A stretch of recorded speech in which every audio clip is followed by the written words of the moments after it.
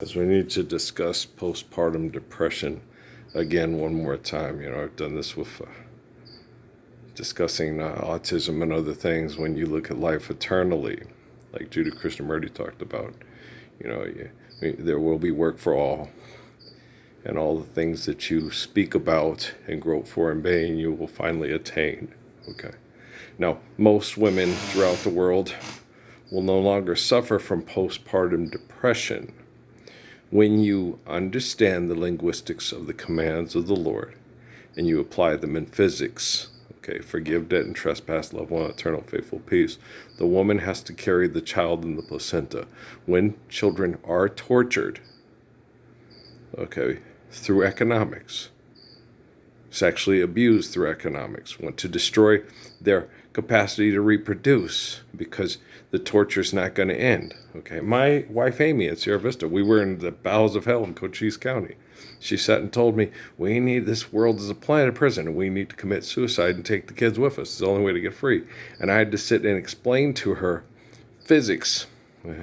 Said, no, Amy, it's like the whole thing with Buddhism with suicide. It's a temporary solution to a perpetual problem because of molecular structures replicating through sexual reproduction. It's not reincarnation from Eastern thought or philosophy or religions or Buddhism. It's science, fact, not fiction. It's discussed in the Bible and in the Quran repeatedly, okay, that the spirit of Moses is David, and the spirit of David is Jesus, and the spirit of Jesus is John, and so on, so on, and so forth. So life is eternal because the essence is infinite, and we maintain an eternal temple for the spirit through holy covenants. That's how you have eternal life, okay? You die, and your bodies become the grass, and we eat the antelope, and then do you see what I'm saying? That's what is being said in the Bible. The Romans are just barbarians and turn it into pagan ritual sacrifice. Not till you eat my body and drink my blood do you live forever, which is not true. Damn crazy-ass cloners, right? So it's only natural that Hayden and this other Lindsay, whatever girl, killed her children. Hayden didn't. She gave up her child to be with the father because he thinks like a man. Okay? Survive. Okay? There are very few people in the history of the world that have the courage to stand up to men that are like that one girl that I watched on the shorts. She said, we can't wash men away when we have sex with them. Men can wash women away. It's like, no, I can't wash women away. Okay? When I sexually connect to a woman, I'm never separated from that woman. Once I've had sex with her, I feel her for the rest of my life. Okay? We were sharing bodies, and she would carry the seed of my child, so I may live through her accepting my love. Okay? I carry all those women with me no matter what I do. Okay? They're the focus of everything I do. So their children, whether those children were conceived through me or other men, will have a safe place to live because I am the courage of faith and I am the courage of kindness. Okay? I have a hemisphere between here just like other men do. Okay? But I have submitted to faith in infinite glory and understand eternity better than psychologists that prescribe drugs to keep you from being depressed because they have no intention on standing up for my love. Okay? Do you understand? And when a woman makes love with me in this hell, she can separate herself from me and go have sex with leg lifters at a bar to try to make the torture of me from leg lifters at a bar, try to make my love go away, to try to just, lay back and enjoy the rape. It's horrible. And then just act like I didn't happen and then go get, what's that stuff called? Therapy and drugs, and that's their health care. Right? And it's horrible.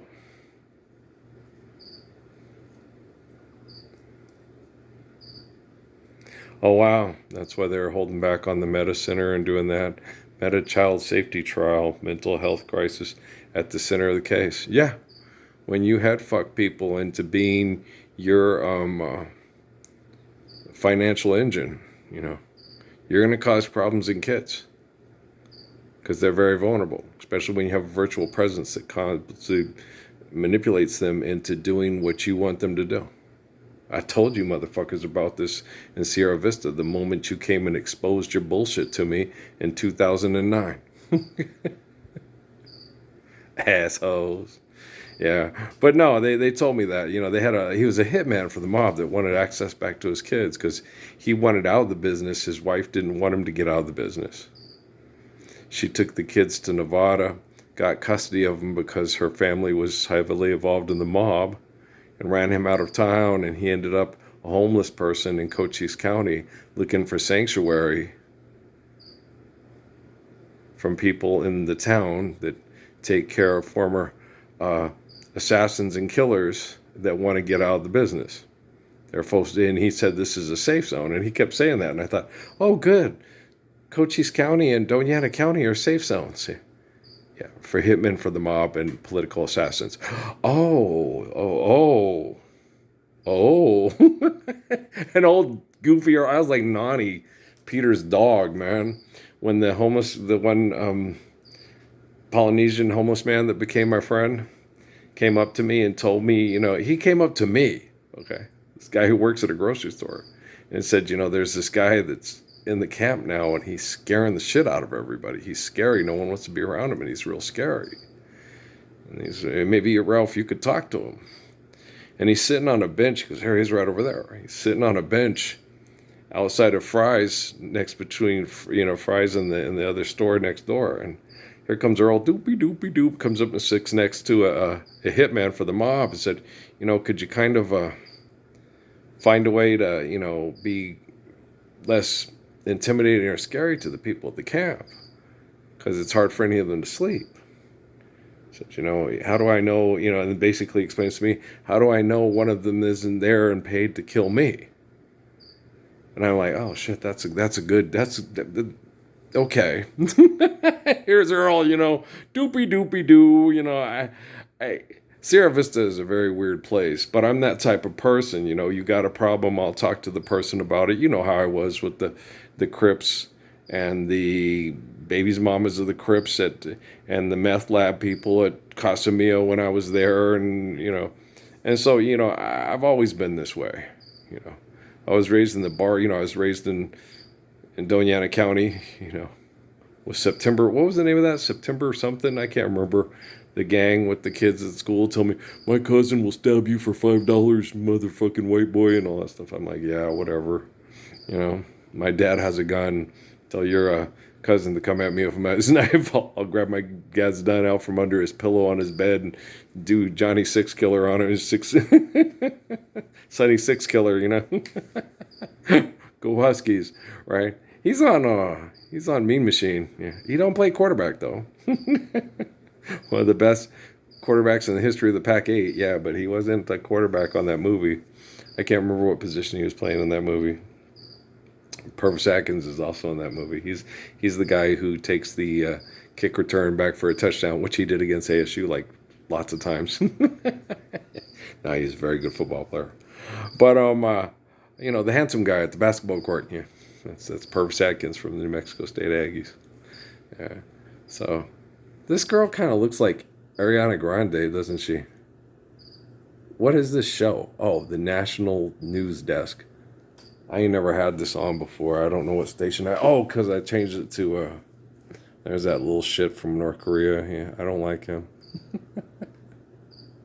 I don't like people that manipulate people with science and technology and money. I have no patience for them. None whatsoever. Okay. If people sit there and say and confess that people do this and it's bad and it needs to stop, I like them. If they don't say that and they use it to do it, I don't have any use for their sorry ass. If they can't admit they're wrong and start taking full measures to correct wrongness with righteousness, I have absolutely no use for them. Okay? Now, What's going on right now, for some strange reason that I'm still having trouble comprehending, okay, is that people like this that could help me immediately, okay, are of no help to me at all. Or of Mark Zuckerberg, no help at all, okay. And people here in town that are the best help they can possibly be to me by standing up for the Lord's Prayer and explaining it to their technology every day. They're help to me, but they can only do, they can't even do as much as I can do because they're not the focal point of the Gospels, and they don't have the genetics or the chi to survive as much abuse if they publicly try to present themselves as I do. And, because of the way I can convey information through the other prophets, apostles, messiahs, globally, I'm of more immediate help to people globally than people that are helping me locally by understanding Christianity and Islam and telling the technology that I want to live the Lord's Prayer now. And they'll look at it, they would sit there and go, I would have never, I've been able to talk about the eternity of biological and psychological conditioning to help people understand postpartum depression better and why it's causing problems and the things with global warming and stuff. And most people sit there and say, no, I'm just worried about, I know you're worried about paying your bills and making sure that your grandma's okay and your kids aren't depressed. And, like the little, they were so sweet and over my eggs with the young girl who didn't want to go leave mom. She was 17 and she loves her mother so much. She goes, Mom, I'm going to have to go get a job and I'm nervous and I'm scared. They're going to be mean to me. And she's so sweet. You could see it in her, It's hard on these young girls, okay? There's so much stress, and it's hard on their bodies, and it's hard on their hearts and their minds. And it's so, it's more depressing than At 17 by Janice Ian. And it's so hard on these women now, okay? But it's also hard on the males, okay? It's very hard on the males. Because the constant bombardment from technology playing on their biological and psychological conditioning, it's real hard for them to get their head out of their dick and their dick out of their head. Okay.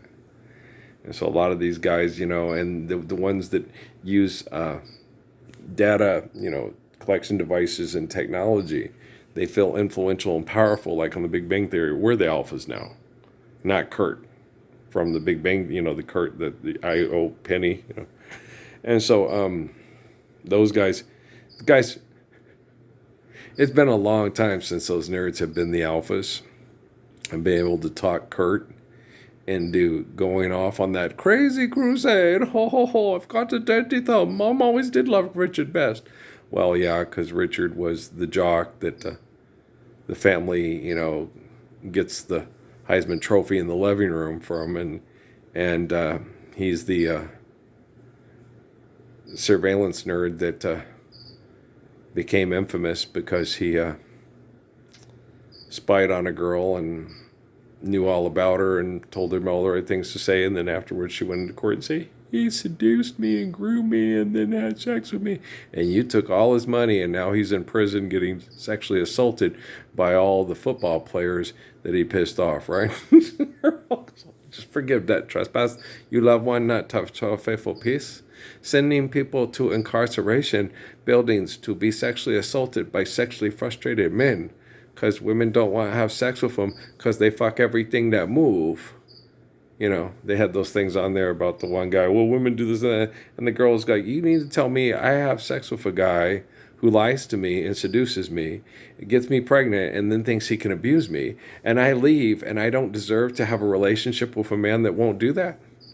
And that man all talking gibberish, well, you spread your legs. And then that one girl, they sit there and go, okay, if the girl sleeps with 5 men, she's a slut. But if a guy sleeps with 50 women, he's a legend. And the girl will be sitting there going, well, if a lock can be unlocked by 5 keys, it's a bad lock. But if a key can open 50 locks, it's a good key. It's like, why is heaven locked? Why do you need a key to live in heaven? Do you understand Holy Covenants, Batman and Batgirl? Okay? You think you got to keep your pussy locked because it's a money bin? And you think the dick with the most money is the magic key? Okay?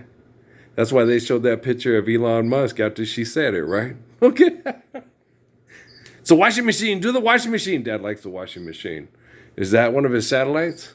Don't give me no lines and keep your hands to yourself. I guess they got South Africa satellites like they got Georgia satellites, right? Woof, woof, woof. Go dogs. How about them dogs? Get the fuck out of the college.